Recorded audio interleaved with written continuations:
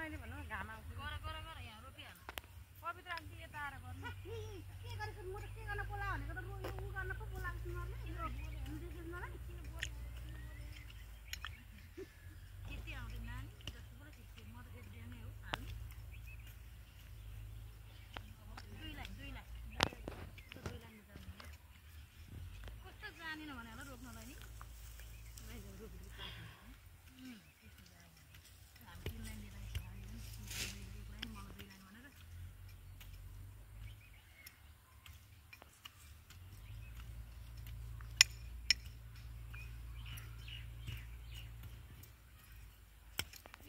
धेरै ठाउँ छैन एक हप्ता जति पनि पानी आएन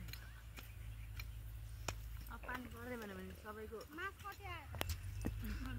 त्यही झाम्टा मास झारेकै छैन नि भोलि त तिर्पल खोजेर जतासुकै तिर्पल सुकाउँछु तपाईँको घरको दिन है तिर्पल एकछिन सुषमा घरको ल्याउँछु मलाई तोरी सुकाउनुलाई तन्ना ल्याउ न लग्याउनु न त म तन्नामा तोरी सुकाउँछु हेर म चाहिँ भ्याउनु परेन शोभा दिदी बिहान 8-9 बजीसम्म पूजा पाठमा व्यस्त त्यसपछि खाना पकाउनु पर्यो अनि कता आउँ त बाबै